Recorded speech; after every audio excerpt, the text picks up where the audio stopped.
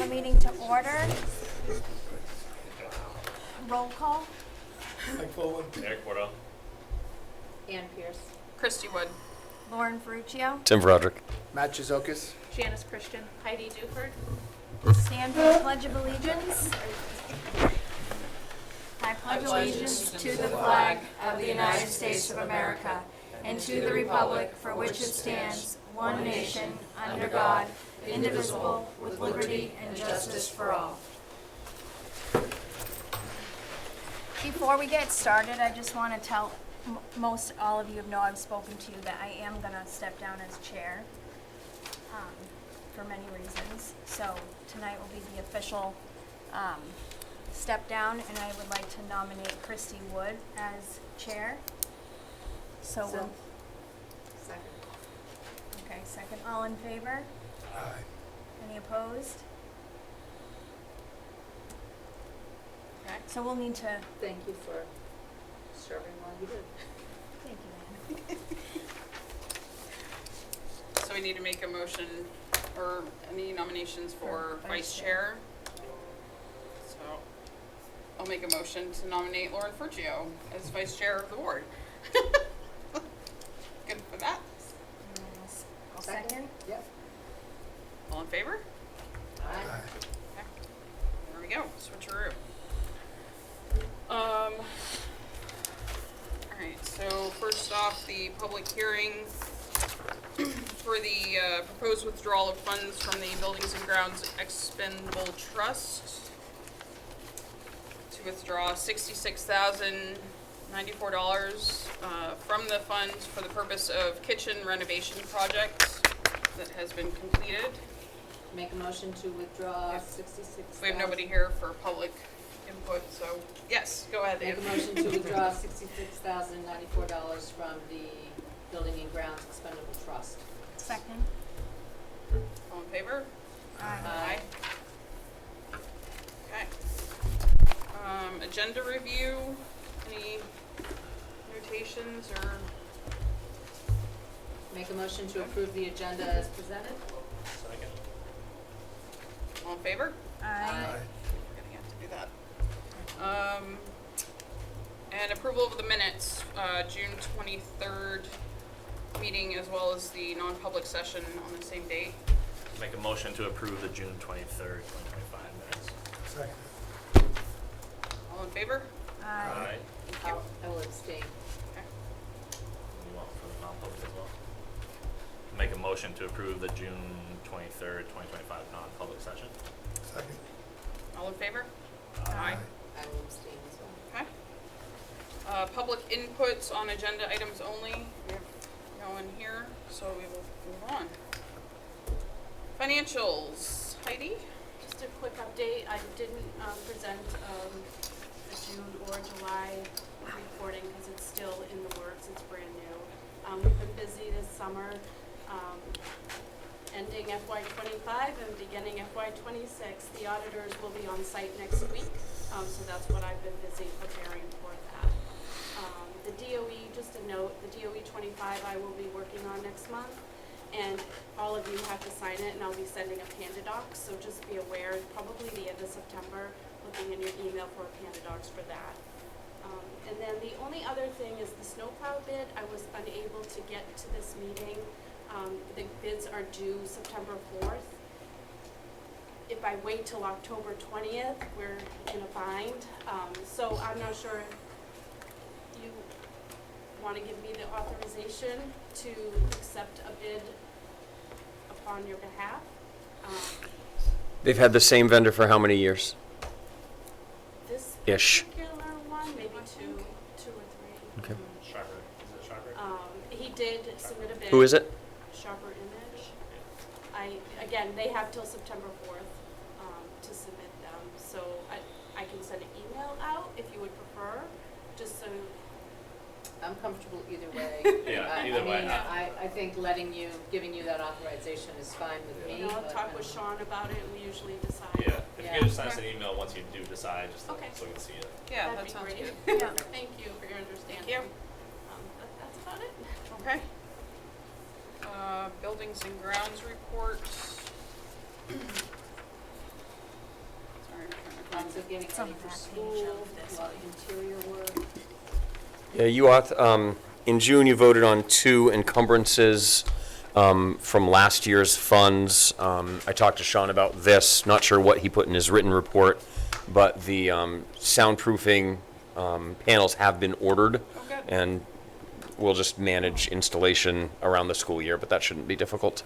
And Univents. yeah, we have one price, and it's a matter of figuring out how many we can do as we close out the year, right? We have 4 Yep. that we're going to do. It sounds like the parts will be in around September, so they'll be doing it throughout the year. They might have to move a classroom out and have them do it, but we're waiting on the parts. And we've done that before. We've had them come in over a vacation. We've had a class move from one room to another for a week or something to accommodate that kind of work. Yeah, interior looks great. You know, there was a lot of moving too of classroom materials to different rooms, so they've done a great job helping the teachers out with that. They do have, now's a great time.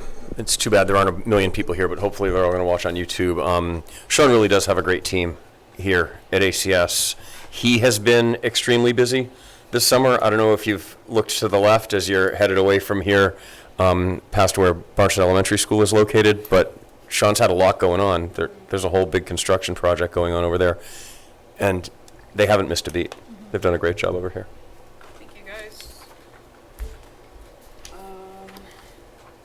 Special ed report. Sounds like the extended school year was a success. Thank you to all the staff that made that possible, giving their part of their summer up for that. It sounds like they're looking for some special ed staff too. Paras. I have a tendency in my reports when I talk about staffing to say we're fully staffed if we've filled all the teaching positions and other certified professional staff, but we are still looking for paras. I know that Pam had a couple of interviews just today. Nice. So we do seem to be making progress. Did we get an RBT? Or we're still working on We that? had an Okay. interview today. Oh, okay, good. So Awesome. we may have hired one, but we are still looking. Okay. All right, principal's report. Janice? So it was an excellent summer here at ACS. Quiet, but eventful. If you haven't had a chance to look outside yet, the outdoor classroom is coming along exceptionally well. Derek Papasino, along with Courtney Levitt, Rick McDuff, and a significant amount of community volunteers have done just incredible work on that area. Tomorrow, I believe it's the K through 3 students are coming with their families to help plant some of the perennials. We had 4 through 8 students earlier in the summer, and I think that it's going to be in tip-top shape for the opening day of school. Cannot thank Derek enough for his dedication to Alton Central. It's pretty incredible.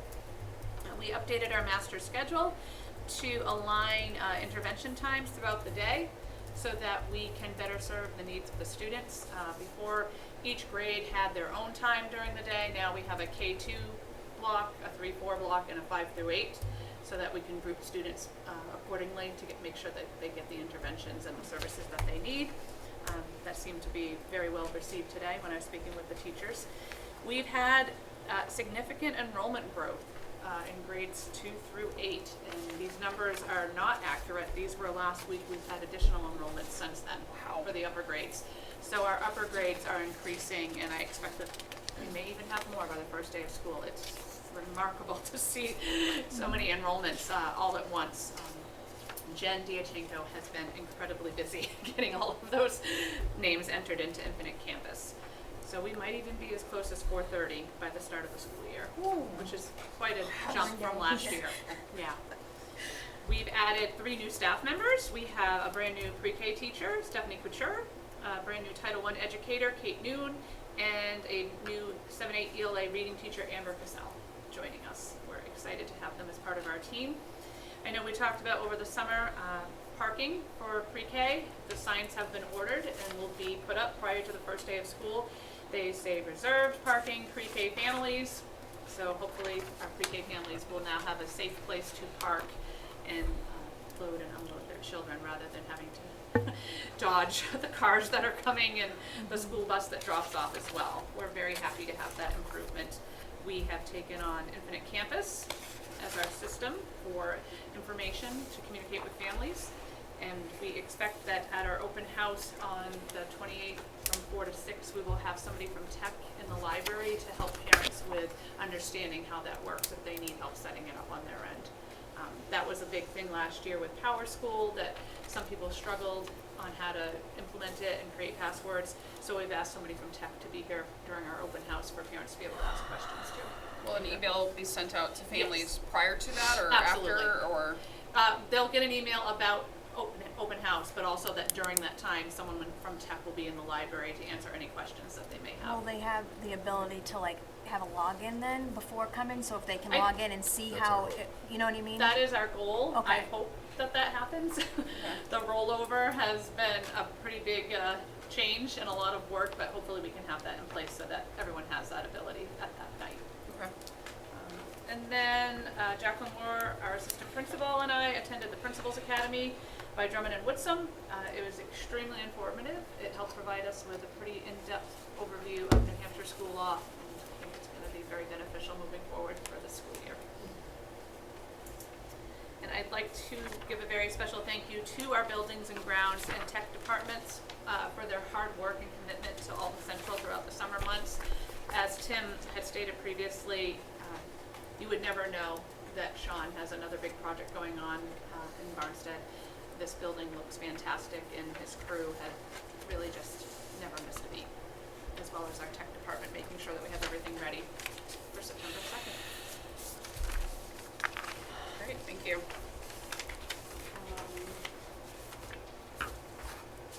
Alright, yeah, technology report, let's see. All I see is just the proposed Yeah, policy. I don't see a report per se.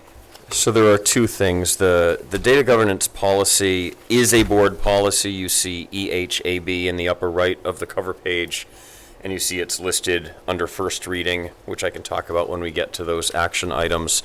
Matt's been extremely proactive with this stuff. He's highlighted his proposed changes in yellow. The other document he has here does not require approval as a policy. It's an agreement, but it's not really an agreement. It's terms that we dictate for our contractors. So one of the vulnerabilities we found we have with in complying with the state data privacy law is that when we bring in subcontractors who are not our employees, sometimes they show up with their own computers, their own software they want to use, and the way those things are set up don't necessarily comply with the state law that we're subject to.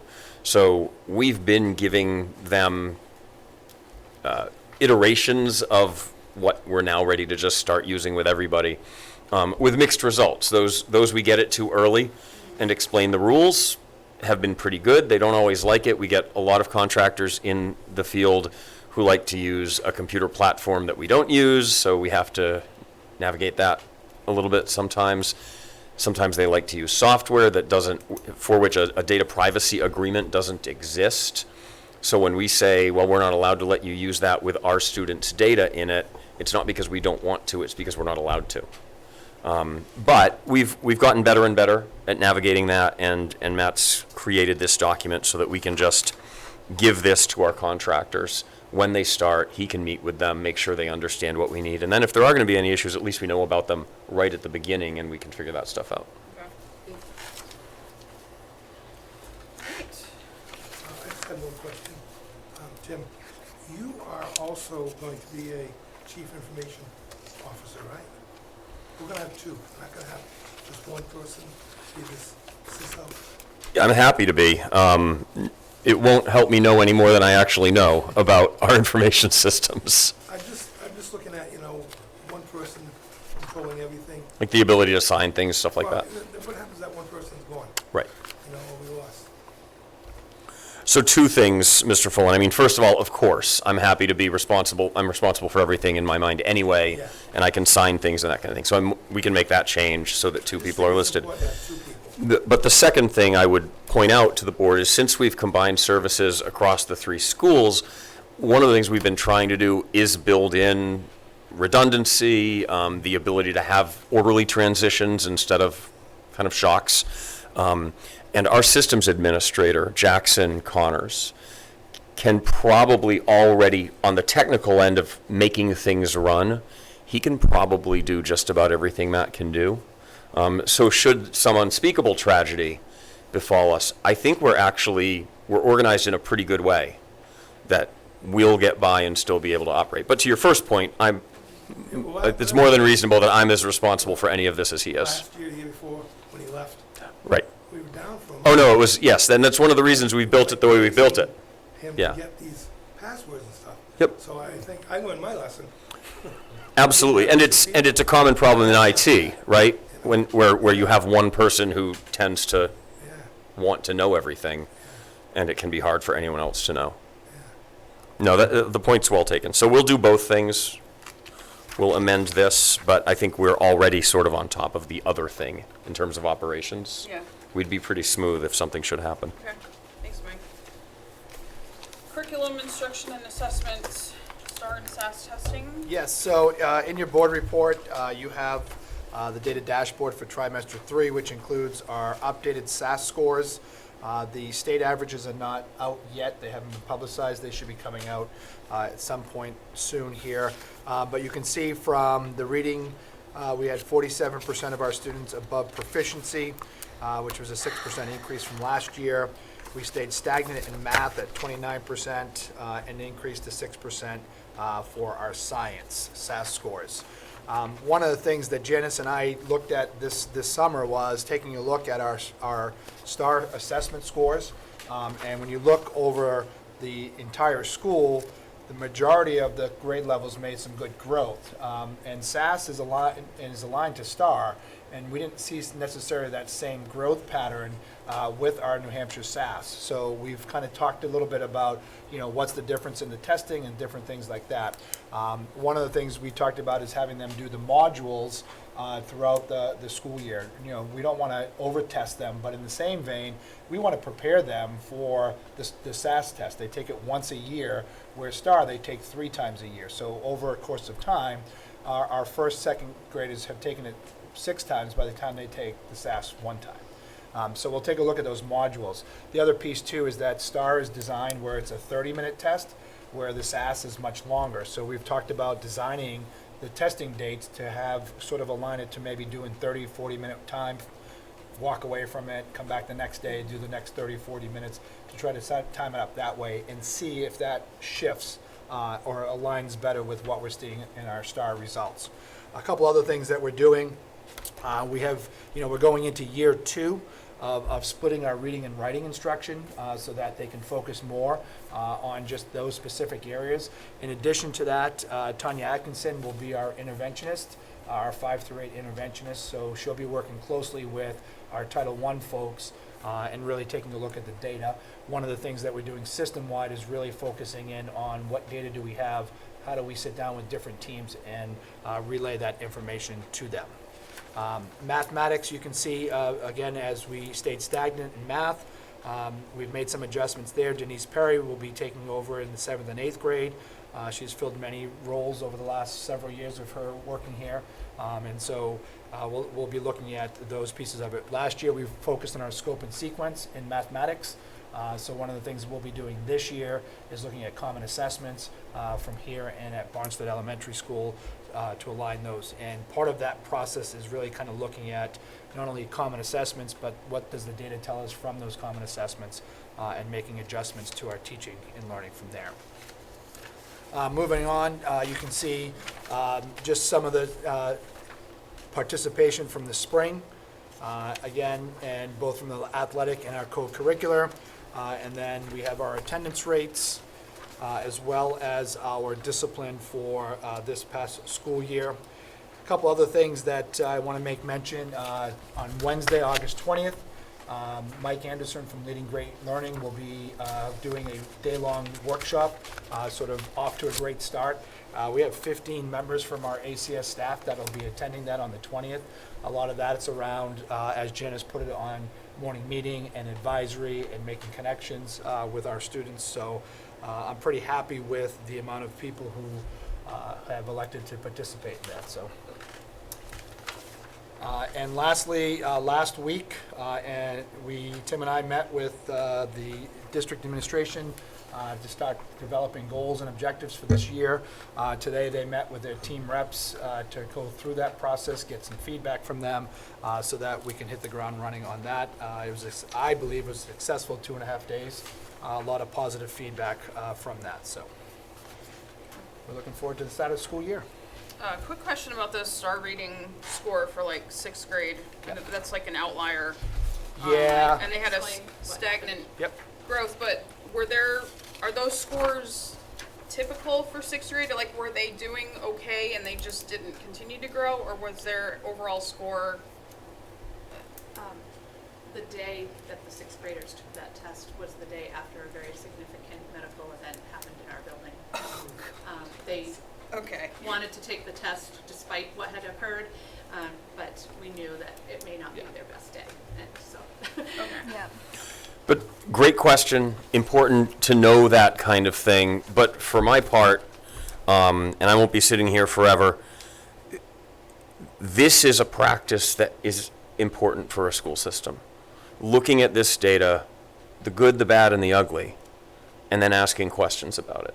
Right? And then I think, and at the bottom of these pages, there are some notes here on what's happening this year, hopefully to show the board that our administrative teams are looking at this data, talking to teachers, and when we think it's appropriate, we're making some changes. I mean, our job is ultimately for kids to be able to read, write, do math, and function as citizens. And if we're not doing it, we have to be able to have, even if they're difficult, honest conversations with each other about the reasons and try something else to get better results. Lastly, I'll just add that the Literacy Committee will continue its work, taking a look at the science of reading. The whole goal will be to look at some curriculum adoption at some point within this school year. And also new this year that we'll be looking at having a data committee, again, system-wide. So we're having conversations at all 3 buildings about data, and so everybody's on the same page with what data we're actually looking at. So.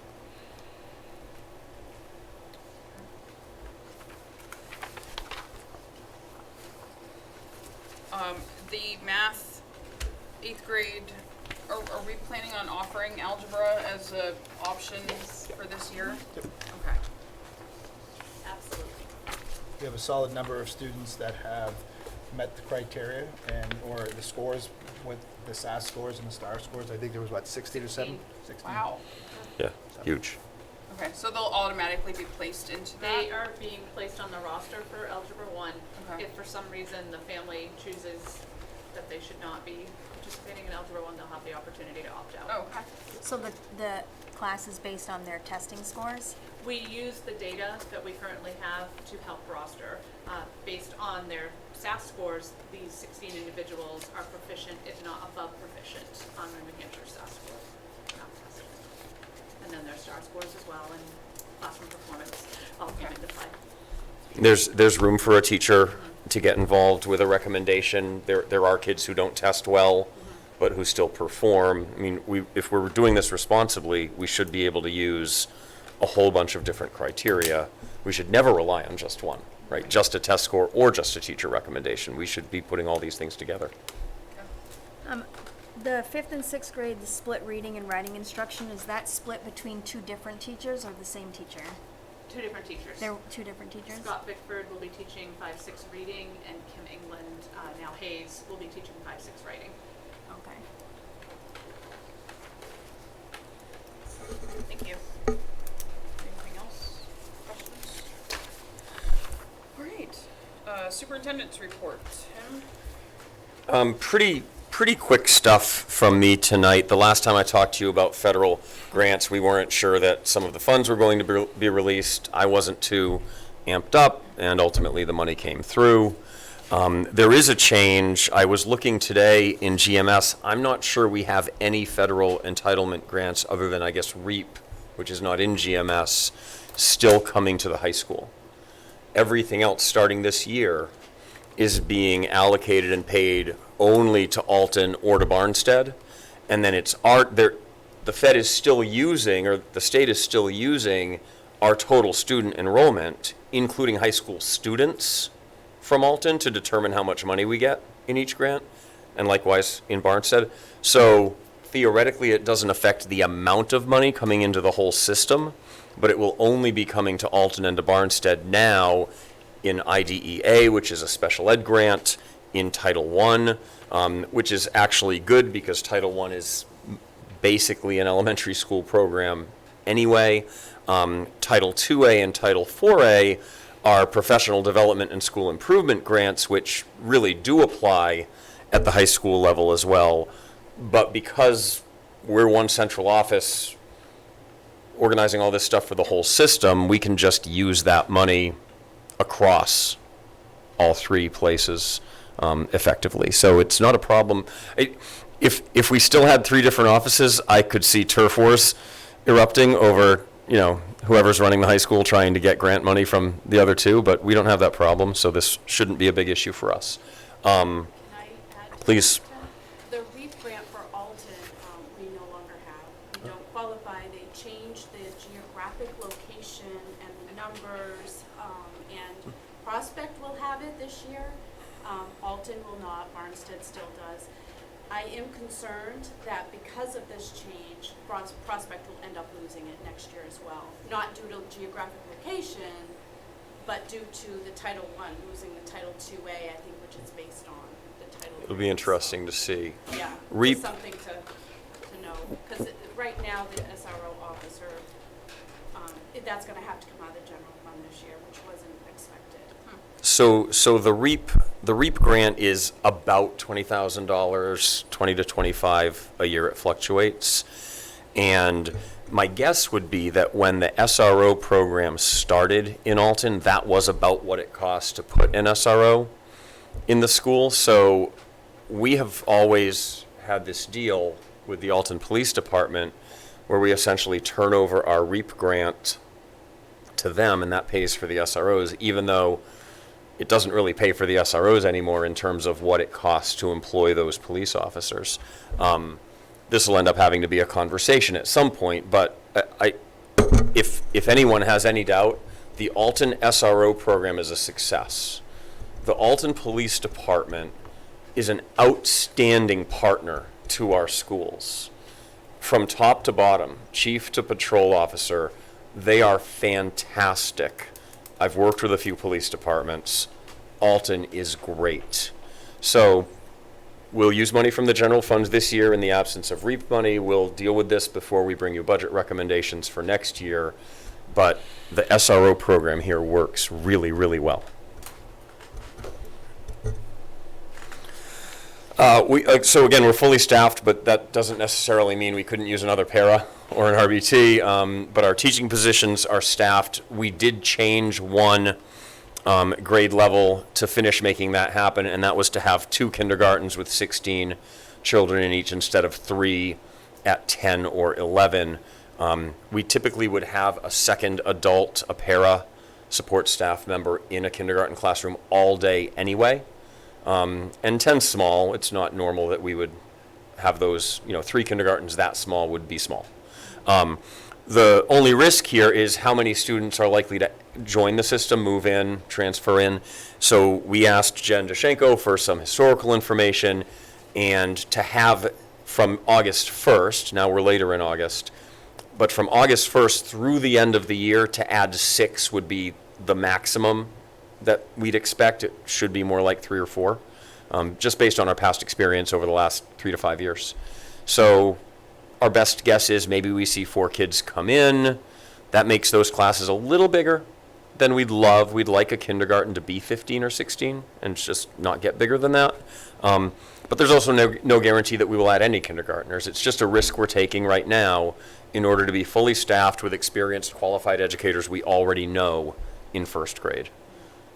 We're making the most of it by the teacher who's going to first grade is one of our most experienced with the pyramid model, which is our behavioral model in preschool and kindergarten, the way teachers teach curriculum about community and how behavior feeds into our kind of obligations to work as part of a community. So they're extending that to first grade because the teacher who's going from kindergarten to first grade is one of our strong pyramid model people, so that could be a benefit to that grade level.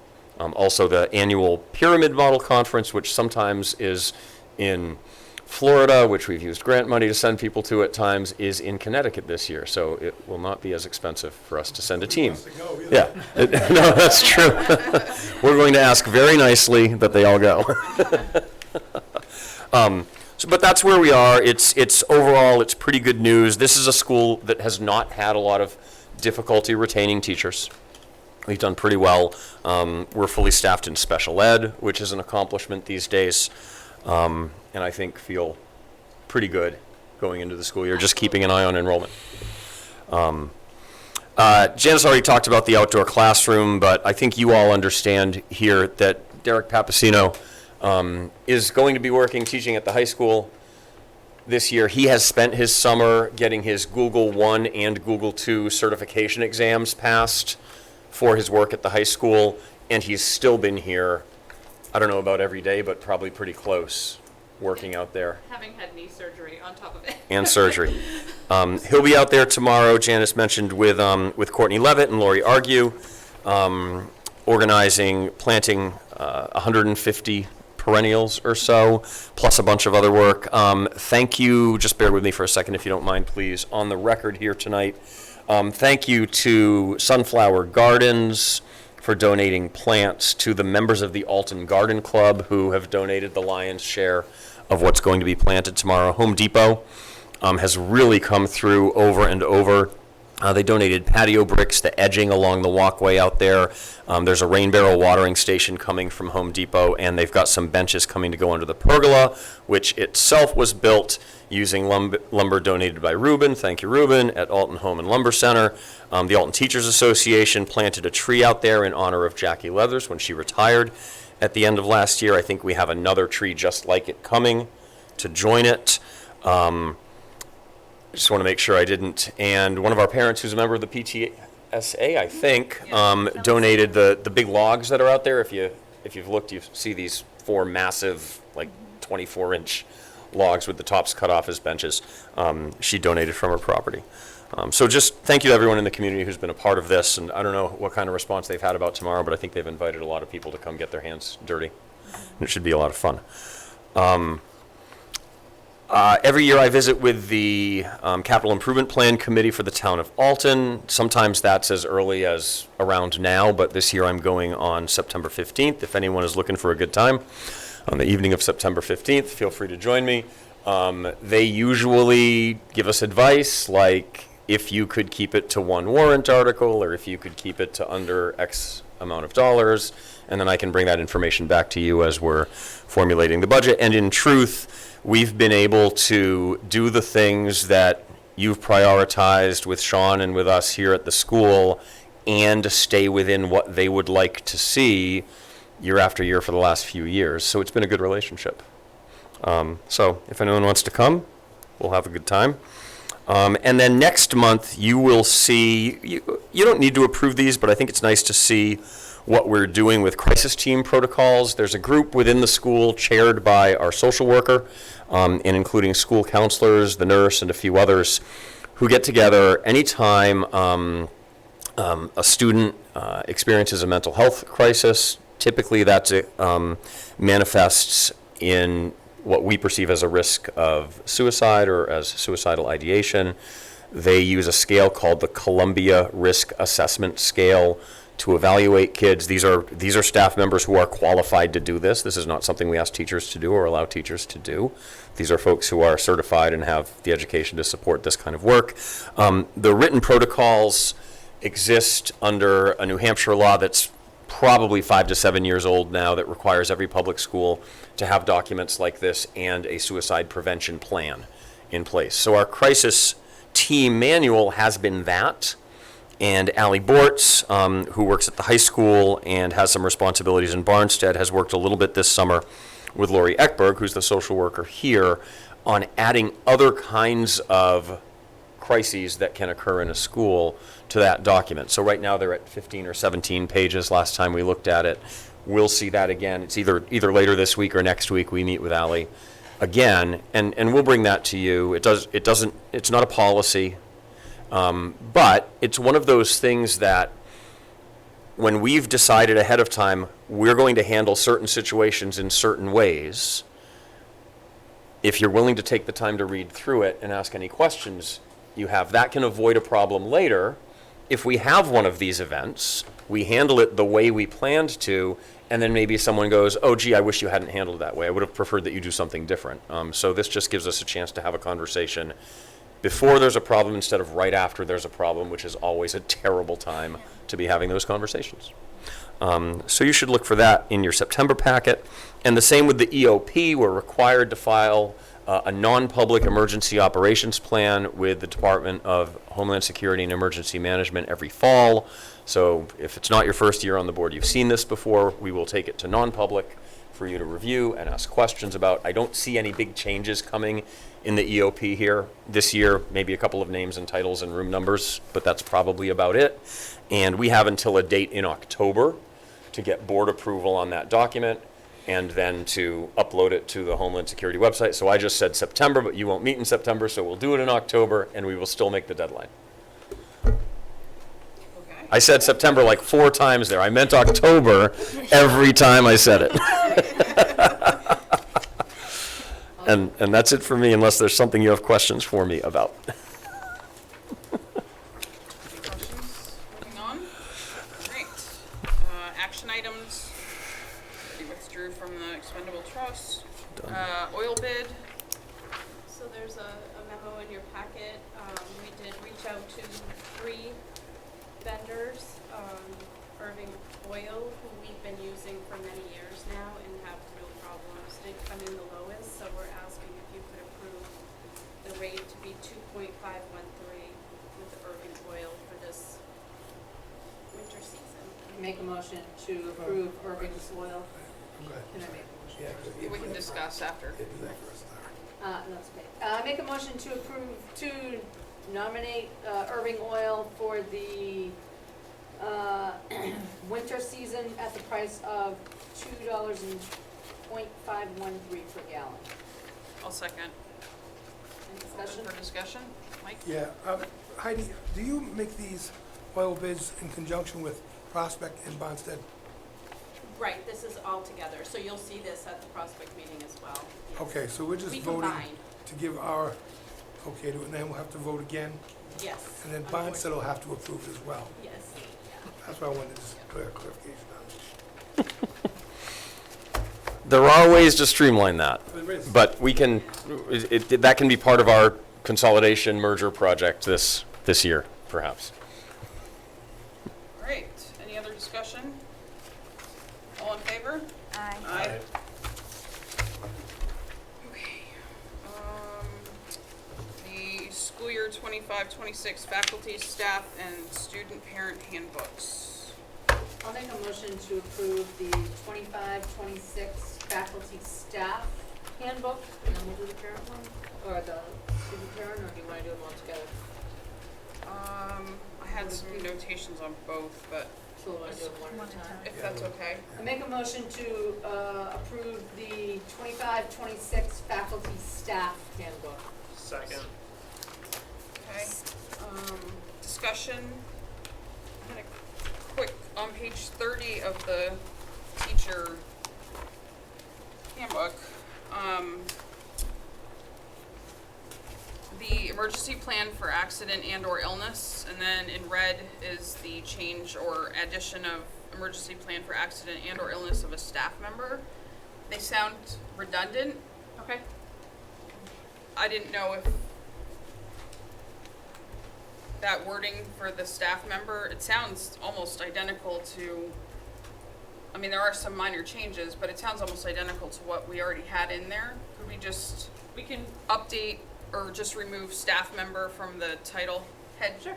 And then just Yeah, make just that make it our all- blanket? absolutely. I mean, they sound, I didn't really see anything that made it glaring. I understand the reason why, but yeah, I figured you might, and I appreciate you understanding that. But I just didn't know. Yes, we can absolutely update it and make it all one. okay, so, alright, perfect. On page 48 of the handbook, the meal price needs to be updated. It is correct in the student handbook. Okay.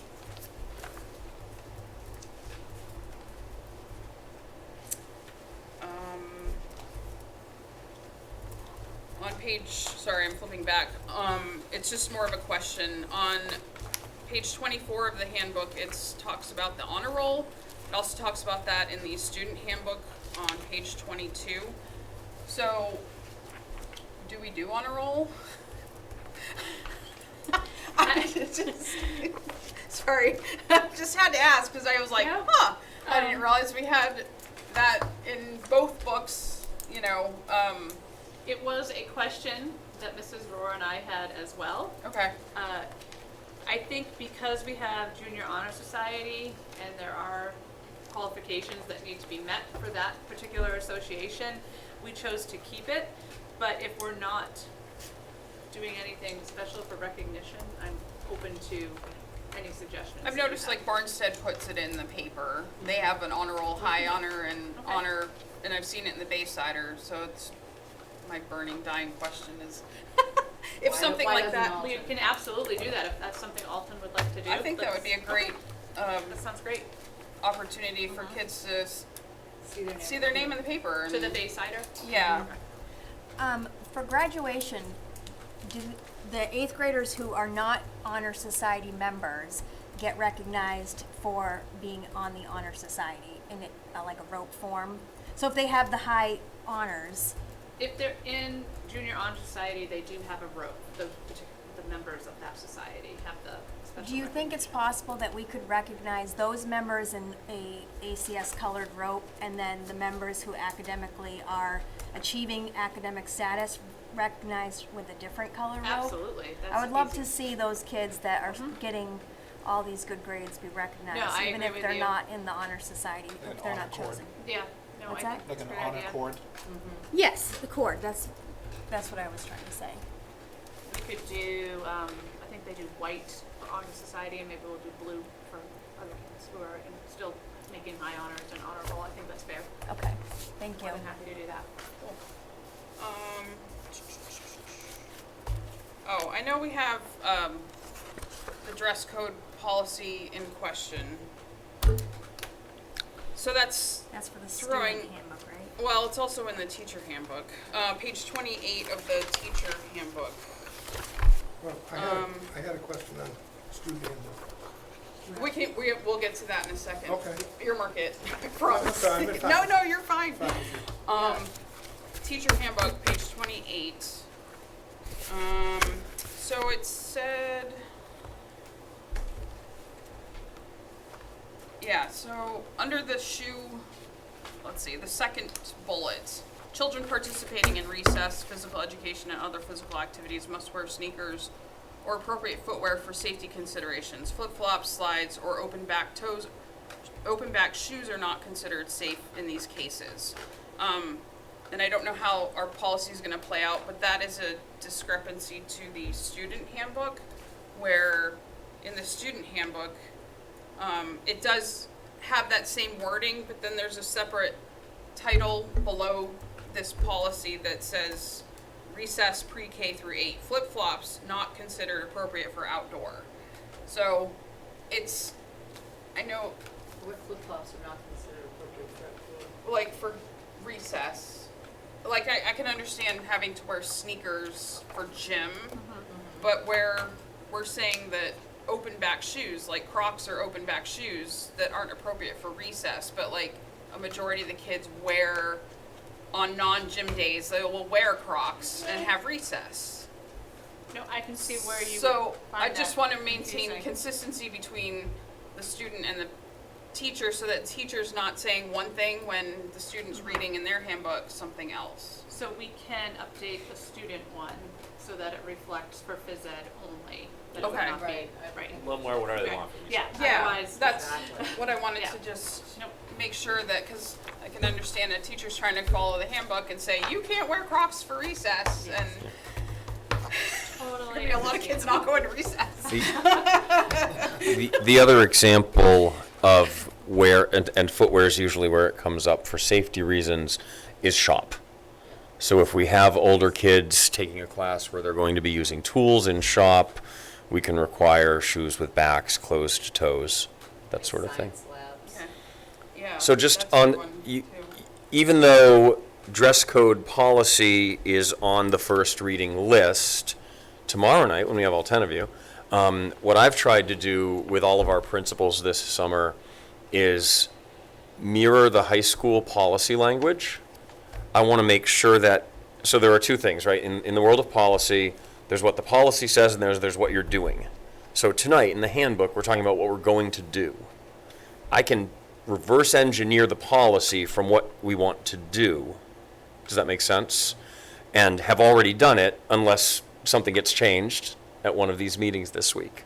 And I figured there's going to be a discussion like this at each board meeting this week. And tomorrow night, I will give you, I've got 5 things to talk about in the high school policy that will support essentially what the principals have all put in their handbooks working together this summer as the application of the policy. So you're looking at application in the handbooks.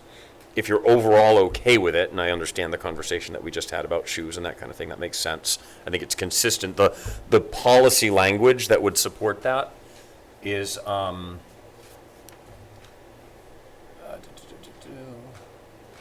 Shoes are easy, but Yeah, I know. Right? Yeah, Kids are only picked up that's then. hard, right, but we're fine. We're doing okay.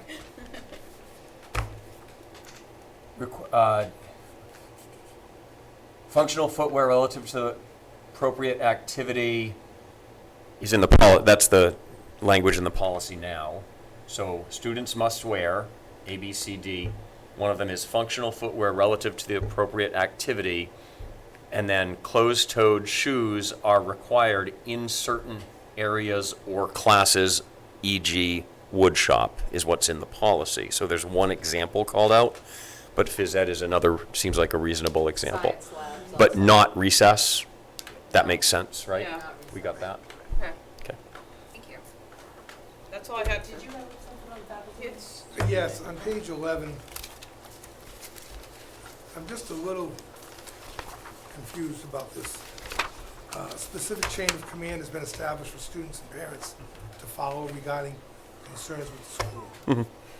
So a student conveys concern to the teacher, and it says after 5 days maximum if unresolved. What does that mean? If it has not been resolved between the student and the teacher, then it goes to the next level. The parent contacts the teacher. So basically, you're giving the student and the teacher a week to kind of work it out between themselves. is To how see I'm if they can come to interpreting an that. understanding or some type of, let's say it's a missed work assignment and they've come to an understanding that it's gonna be completed on this day. If they can't come to an agreement, then it goes to the next level, the parent and the teacher. Who's going to motivate that? I would say with middle school students, the student would definitely make sure I that their don't- parent knows that they But have an issue. Well, it could be- it doesn't say there for one thing. It could be either the student or the teacher. And what if nothing happens? When does this have to begin? The incident occurs on the 5th of whatever. How much time goes by before it's too late to initiate the situation? I mean, these people only have a memory of something happening for X amount of time, a week maybe. And so there's no delineation here of when a time frame on this. It's supposed to be a procedure.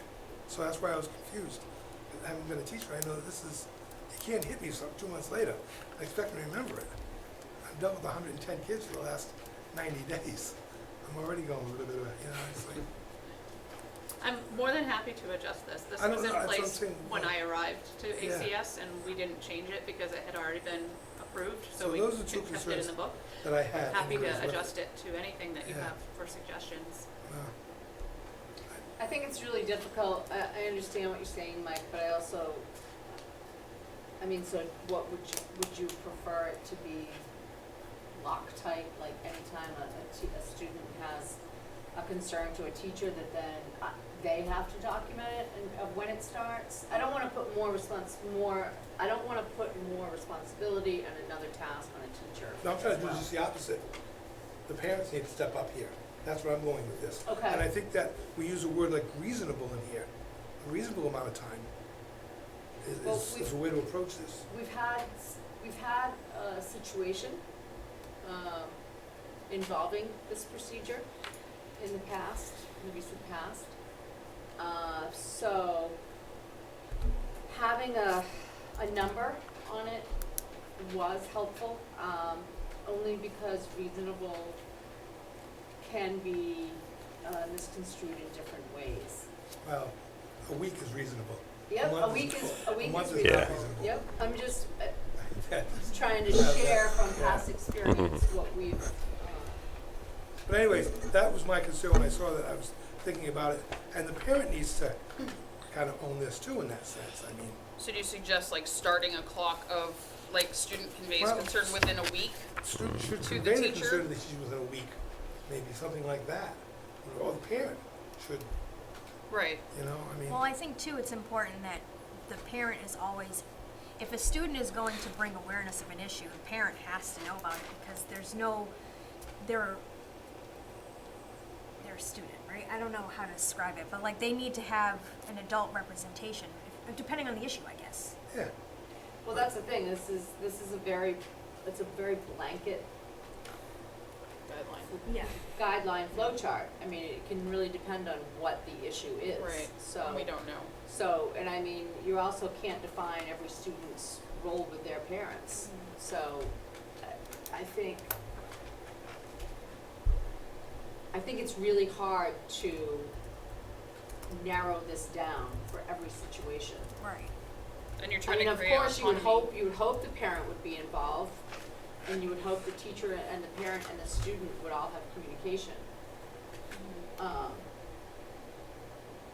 But it also is regarding concerns. It says this is a flow chart for concerns, and not everything is a concern. Some things are behavioral, they're actually documented through. There are different levels, for Yes, sure. right. Yeah. So, I mean, I could see maybe changing it a little bit to make it less severe, because a student may go to a teacher and say, this is my concern, but then they don't follow up with the teacher as much because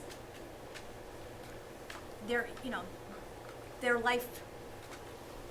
So this is in the faculty handbook, so I would be interested. It's also in the student. Yeah, but I guess I would be interested from administration and the faculty to hear their feedback on how they feel this works, doesn't work, what would be appropriate.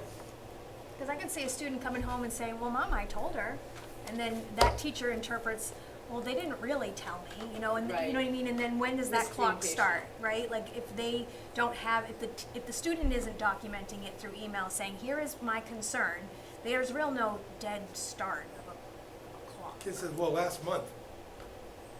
I mean, that's not really fair Right. to anyone, Right. because, that's a long time for these things to have happened. And I don't know, it's delineated here by 5-day increments. But are we putting the pressure on the student to say, excuse me, Mrs. So-and-so, it's been 5 days and I brought this to your attention and nothing has happened, and give them that second chance to bring it resolution? Well, I would think that, Most students don't have that kind of No. yeah, that- Right. self-advocacy. They don't. That's why I'm saying, so who's gonna then initiate step 2? Unless the parents are involved. Right. They don't have that advocacy for themselves. yeah. Ready? So these sorts of chain of command flowcharts are very, very common in all sorts of school handbooks, athletic handbooks, like they're all over the place. Typically, my perception over the years has been these are so that when somebody comes straight to a principal, straight to an assistant superintendent, straight to a superintendent or an athletic director, that person can say, we ask that you start with the teacher, the coach, the para, the person. You have a policy that supports this kind. This is every school district has this kind of conversation. You have a policy KE. It doesn't have a great title. It's called public complaints, but let's pretend it's concerns. The board believes that complaints and grievances, concerns, are best handled and resolved by the parties directly concerned. There are times when differences cannot be resolved between parties, therefore the proper channeling of complaints involving instruction, discipline, or learning materials may be made without retaliation or negative working relationships as follows.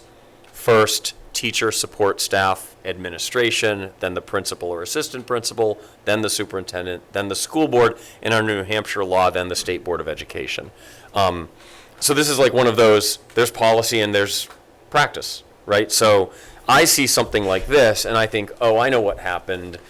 This was an attempt to outline practice under this policy.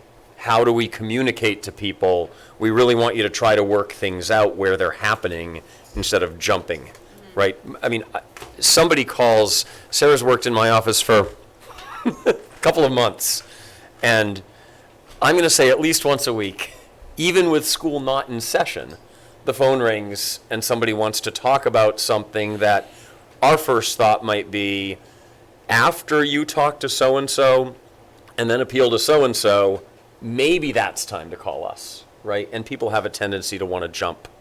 And I think that's where this stuff comes from.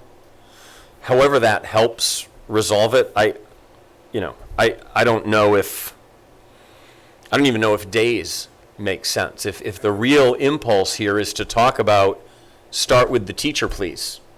If that doesn't work out, go to the principal, please. If you're still not satisfied, call the central office. Maybe this stuff about days. I mean, the truth is we can't enforce this kind of thing anyway. I mean, if somebody calls me and says, my child just told me yesterday that 2 months ago a teacher did X.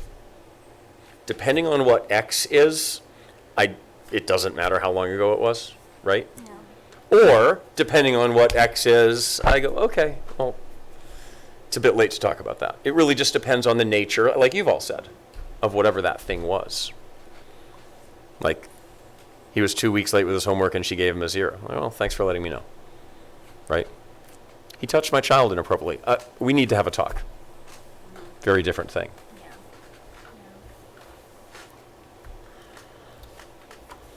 So I think leave it as it is for now, knowing that we all have concerns about it, but it's really difficult to change it. I think our teachers do a good job of just communicating most to the parents right away anyways, that this typically is never really a problem, the flow chart is, you know what I mean?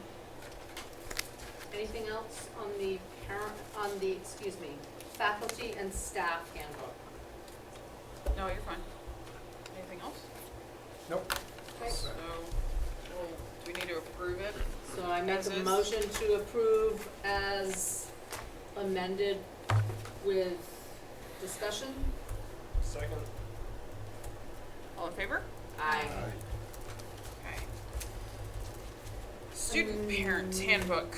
Make a motion to approve the,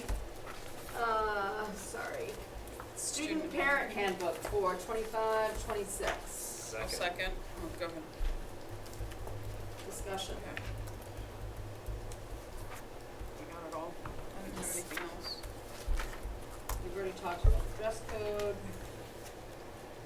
Maybe at some point in time, we could discuss the idea of the grade of F as being established at 69 rather than 65. What page are you on? I'm on page 22. Do you know what we have at the other schools? So say that again, Mike. Well, Now I'm thinking that 69, D plus is passing. I think that's too low a standard. What page again? 22.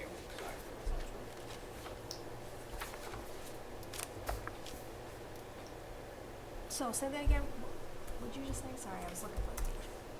69 is too low a standard for a passing grade. So you think the F That's should what I'm be suggesting. 69 or below? I'm not saying we do it now, Or- but I think we should talk about it at some point in time. What is the high school passing grade? 69, 65. Is it 69? That You was would know. 65, Yeah, right? 65. Yeah. 65. 65 or passing Yeah. is a, Yeah, so think about that, 65% is a passing grade. Do we accept that? I mean, is that something we think is So I won't express I won't express at any point in this upcoming conversation about this an opinion on what the threshold for passing and failing should be, personally. I'll just ask that you engage with the joint board and find out if we can do this the same way at all our schools. Yeah. And I think, to me, I hope we don't put Fs on 9-year-olds' report cards. I hope we're having a middle school and above conversation right now. That red ink, Okay, so noted, and yeah, just do something we that, need, do we need to put, anything about, is there anything about, chords in here about graduation, about honoring? Does that need to be noted anywhere? I could add it to the honor roll, segment, that's on page 22 of the handbook. Same page, right there. High honors. Look at that. I like that you We looked could that put up. that, Do we want? yeah, upon graduation, 8th grade, I step think it would be nice or to whatever, note if promotion that's what night. you're gonna do. Yeah, thank you. Any other? Okay, I make a motion to approve the student parent handbook with amendments, changes as discussed. Second. All in favor? Aye. Any opposed? Alright, that's out of the way. Alright, so, yeah, we're gonna make a motion to approve the first reading policies, AB, BED, policy BEC, policy EH, EHAB, EHAG, JICJ, KF, KF-R, and JICA, which we don't have in front of us. You don't have it in front of you. So, quick synopsis of what's happening here. It is unusual for us to bring you this many policies for first reading in August. We try to do this in the fall after we receive our legal guidance on all of the changes in the law from the previous session. The School Boards Association sent out this memo within the last month pointing out, look, these things changed legislatively effective the beginning of the school year. And that's where some of the things on this list came from. So they're here for first reading, and I'm going to ask that Ann Pierce not listen for just a moment. I'm going to ask Ann and Brandy to have an out-of-cycle policy committee meeting, if that's okay, by the end of August, so that we can get these taken care of. We would normally do this by like November. I just want to get it done earlier. I'm not concerned about compliance because I don't know if you've been reading at all about some of the angst schools are experiencing around cell phone policy, for example. We're already there, guys. This isn't a big lift for us. We've got 85% of it in place, and it's just a matter of going the rest of the way. So it won't be a shock to the culture in any of our schools. We're basically already there, and in the middle schools, at the elementary schools. So it's just none of this is a big change for us. But first reading puts it on the record. You've got some drafts. If you didn't enjoy the electronic scans, there are a bunch of, this is how we receive them from the School Boards Association, marked up with red and highlight and things like that. What Ann and Brandy and I usually do when we have this meeting is we go through these things, and a yellow highlight, for example, might say, school boards should decide, will you appoint a member of the school board to do this, or will you say the superintendent has to do this? You'll usually say the superintendent has to do it, and we need to make that decision and then present you one or the other as part of the policy to vote on. If we can do that, we'll bring you these for second reading at the September JMA meeting with the idea that we're going to have the same policy for all three of our schools anyway. So that's where we are. Matt's done a good job with the AI stuff and the data governance stuff. I don't think we have a lot of work to do on those. The unauthorized communication devices we have language for, but again, you've already got the cell phone practices in place in our handbooks to comply with the state law. We just, at the high school, had to take away cell phones during lunch or study hall, whichever one it was. And the rest of them are just legal compliance things. You know, I read the Parental Bill of Rights law, for example, and I see things we would already do. We try to be transparent to families. We try to, you know, if people have an objection to course materials, we follow the law. We just, I haven't experienced a problem with any of these issues in these schools. So was that Can we receive a copy of the student dress code, though? So I'm gonna bring that one I'm gonna bring tomorrow night, because I Okay. have the one that we tried to make the same for all the schools. First reading, because I don't have it, or? Yeah, sure, because we'll do it. So You're gonna get it tomorrow night. We're gonna do it tomorrow night We anyway. need to do it as first reading here, so that we can then have it on, I mean, again, someday I'd love you to be able to just have one meeting and vote on the policies, yeah. instead of doing it 3 times, like oil price. Okay, so, So was Christie's, reading through a motion? yes, I'd like to make, yes, I did make a motion for that. I'd like to second that motion. Any discussion?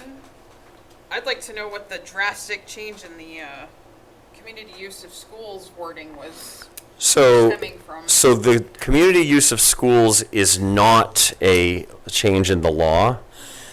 We did so much work on the high school facilities use policy and procedure over the last couple of years. And now we have people who use the facilities at the elementary schools. Could we please have the same policy and the same procedure and the same price list that we have at the high school for the other 2 schools? That's what that proposal is. So if you read it and looked at the Alton policy manual and went, wow, this is totally different, look at the high school policy manual. You approved that policy within the last couple of years at the high school. Makes sense. Okay, So that's what that is. all right. Would it be worthwhile to have us bring somebody in and explain AI to us? No. Matt would love to do that. Every month. You can talk to Matt about it. No, absolutely. Every month. Or we could schedule something for anyone who's interested. Well, if you look at the section, the amount of state law dealing with AI, Yep. we're responsible for that. Crazy. Whether you want to learn it or not, doesn't matter. We're still responsible for it. That's why I suggest it might not hurt. Have someone explain it to us. This isn't gonna go away. It's not, it's just evolving as we sit here. I And I mean, think it might be it's, worthwhile for us to learn about it. We're gonna have to make decisions on it. Sooner rather than later. All right, okay. okay, so, We will arrange that. Matt would love to do it, wouldn't he? Absolutely. That can be on a voluntary basis? Yep. so are all in favor of the first reading motion? Any opposed? Nope. Okay. Second reading and adoption. Make a motion to approve the second reading and adoption of the following policies, DFA, DGA, DK, EEAEA, IMBD, and that's it. I Second. just have a change on one, I'm sorry. It's okay. On DGA, Yep. the last sentence, it says the checks used by the district will be pre-numbered. We don't have pre-numbered checks, so if we could just change that to read the financial software program will generate check numbers. Checks used by the district To have financial. are generated through the financial software. The financial software program will generate check numbers. Okay.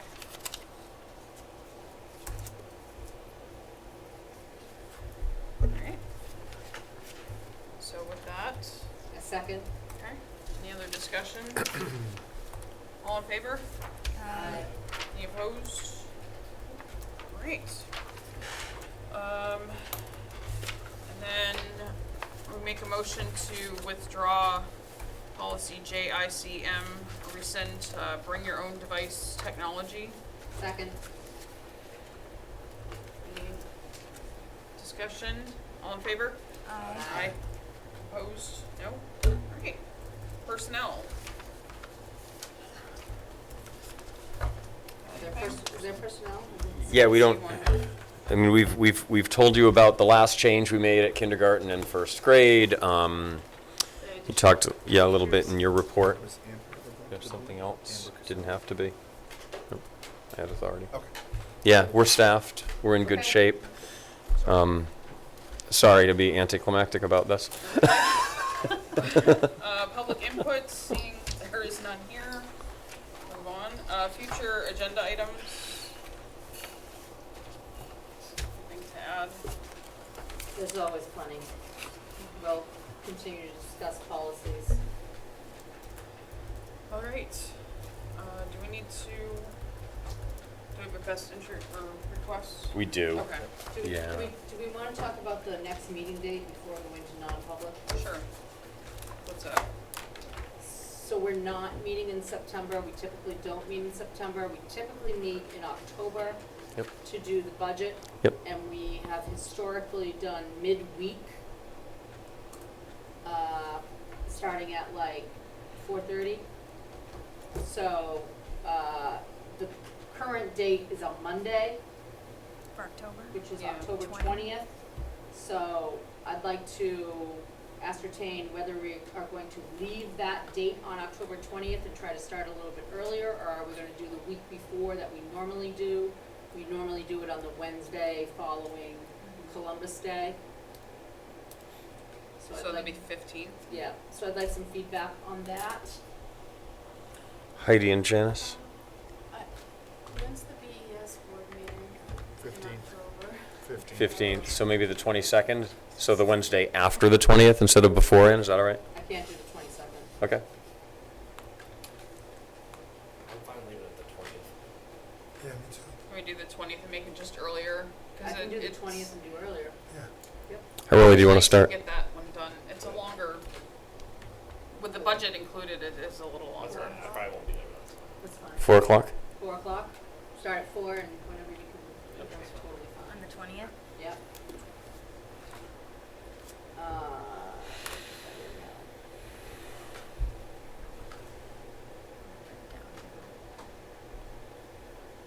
So if there are procedural votes, if there's a vote, so we can schedule votes at that meeting. Well, even though it's called a workshop, the law doesn't recognize a difference. It's a meeting, so we'll post it. You can transact business. If we need a procedural vote, we need the emergency operations plan approved or something like that, we can do it then.